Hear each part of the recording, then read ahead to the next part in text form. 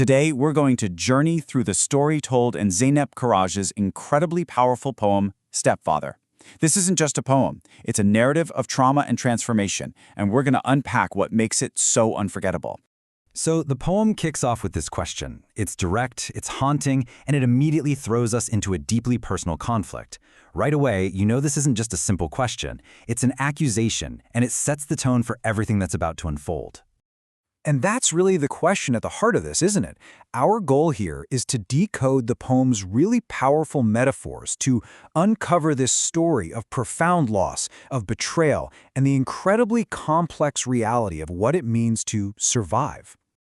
All right, let's start at the beginning, with the central symbols of a childhood that wasn't just lost, but actively taken away. Okay, so the first big image we run into is this white tissue. It's the first object mentioned in the story, but you can feel right away it stands for so much more than just a piece of cloth. You see, this white tissue, it's a stand-in for everything fragile and pure about being a kid. It symbolizes innocence, the kind of trust a child just naturally has in an adult. And maybe most importantly, a boundary, both physical and emotional, that was crossed. So when the speaker asks how it was stolen, she's really asking, how was my childhood stolen from me? Now, what's really fascinating is where the poem goes next. The phrase, lover's lake. It sounds romantic, right? Like a place for cleansing or affection. But almost immediately, the poem just shatters that idea with a cold, hard dose of reality. And you can really see the poem's brutal irony here. A real lover's lake would be about something pure, mutual, loving. But the lake in this poem is the exact opposite. It's a setting for something violent and traumatic. It's a one-sided act of theft, not some beautiful shared experience. And yeah, the poem pulls no punches here. The act didn't wash anything away or make anything pure.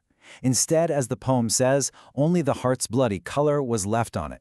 It didn't cleanse, it left a permanent stain, a mark of trauma. So this act, it doesn't just happen and then it's over. It creates this huge emotional fallout, this profound feeling of being completely and utterly abandoned.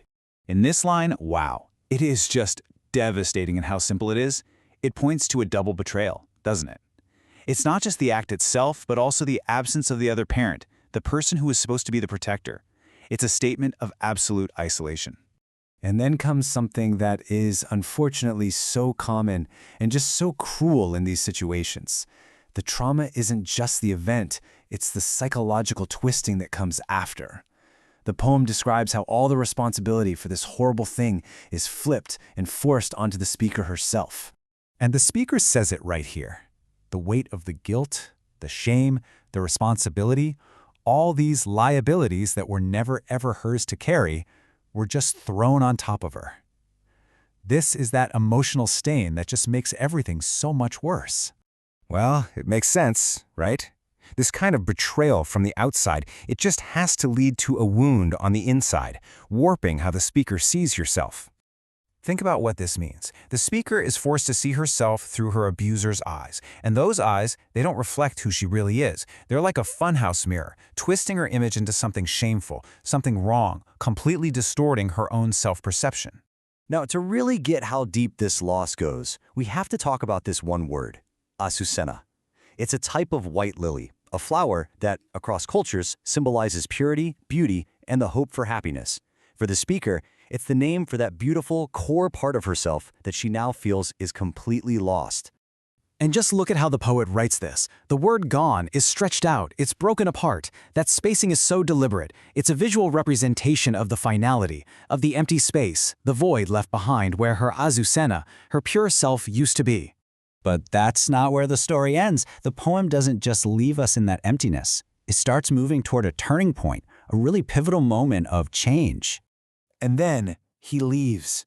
The source of all this trauma is finally gone. His departure marks the end of a long, dark chapter, and it's the catalyst for whatever comes next. And then we get this line. It's so abrupt, so powerful. Childhood doesn't just fade away gently. No, a door is slammed shut. It's a forceful, definitive end to that part of her life. The little girl is now locked away behind that door forever. Okay, so if the little girl is gone, if that door is shut, what's left? What's on the other side? This is where the poem delivers its startling and powerful conclusion. The poet gives us this pause, just the word "and." It creates this moment of suspense that just hangs in the air for a second. And it's followed by this word, blank. It suggests a void, right? An empty slate. A total reset of her identity before we get the final, stark revelation. And what emerges from all that pain isn't the little girl all healed and whole again. No, it's something entirely new, a woman, someone forged in trauma, defined by what she had to endure.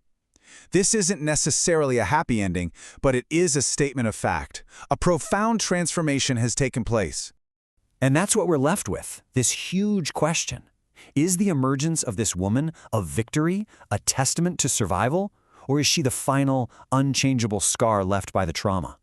The poem doesn't give us an easy answer, and that's the point. It leaves us to think about the deep and complicated nature of what it truly means to endure.